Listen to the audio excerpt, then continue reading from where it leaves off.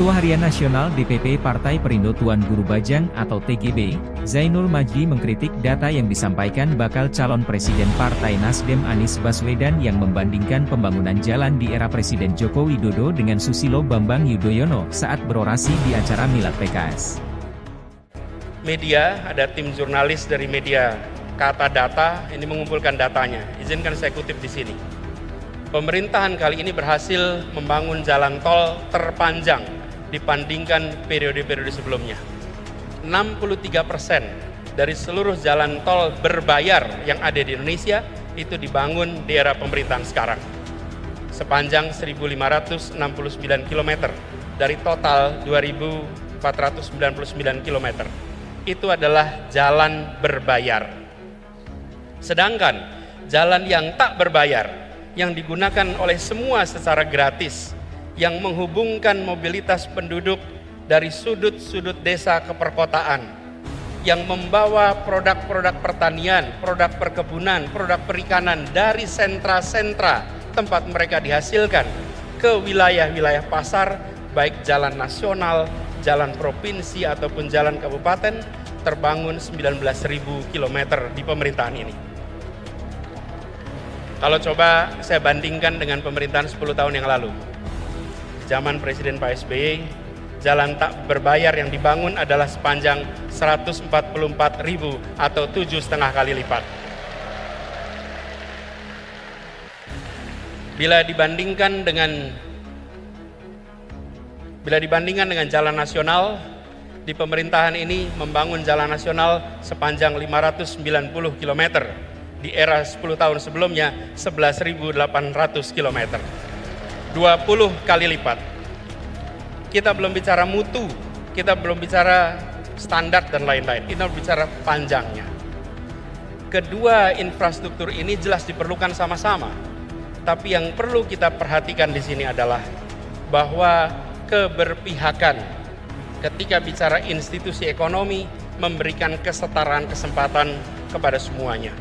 Zainul Majdi pun membeberkan fakta menohok yang membuat Anies selaku baca pres Partai Nasdem itu malu-maluin.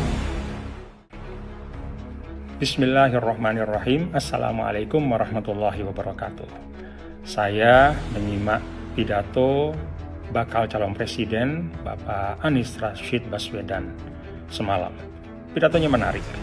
Satu hal dari pidato tersebut, beliau mengkomparasi pembangunan jalan tidak berbayar pada masa Presiden SBY dengan masa Presiden Jokowi. Beliau sampaikan bahwa pada masa Presiden SBY 10 tahun itu beliau membangun 144.000 jalan non-tol, mulai jalan provinsi, jalan nasional, dan jalan kabupaten kota. Jauh lebih tinggi dibanding pencapaian Presiden Jokowi selama 9 tahun, yaitu hanya 19.000 km. Beliau sampaikan perbandingannya 7,5 kali lipat pada masa Pak SBY, lebih banyak dibanding dengan masa Pak Jokowi. Menyimak pidato ini saya punya satu catatan, bahwa Mas Anies Rashid Baswedan tidak menyebut melupakan. Saya tidak tahu ini sengaja atau tidak sengaja ya. Mestinya sebagai calon presiden beliau memaparkan secara utuh. Beliau tidak menyebutkan tentang jalan desa yang terbangun pada masa Presiden Jokowi. Pada masa 9 tahun sampai akhir 2022 itu ada lebih dari 316.000 km jalan desa yang dibangun oleh Presiden Jokowi. Kita tahu kalau bicara tentang mengurangi kesenjangan, bicara tentang mewujudkan keadilan sosial bagi seluruh rakyat Indonesia, salah satu instrumennya adalah meningkatkan kemakmuran di tingkat desa. Dan meningkatkan kemakmuran di tingkat desa itu artinya apa? Mempercepat aktivitas ekonomi, meningkatkan aktivitas ekonomi, dan memperbesar porsi ekonomi yang diperoleh oleh masyarakat desa.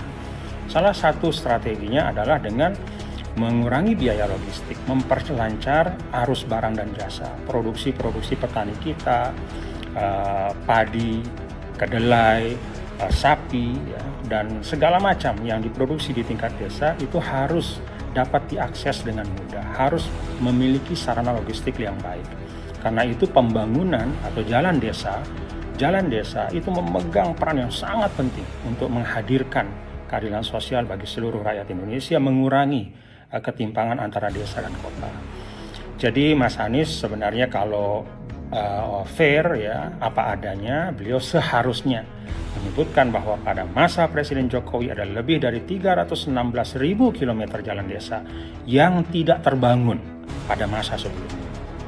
Belum lagi kalau kita bicara infrastruktur lain ya, di tingkat desa ada lebih dari 1,5 juta meter jembatan di tingkat desa, ada lebih dari 500.000 unit air bersih, ada 42.000 lebih posyandu ya, dan beragam infrastruktur di tingkat desa yang menjadi concern dari Bapak Presiden Jokowi selama 9 tahun pembangunan.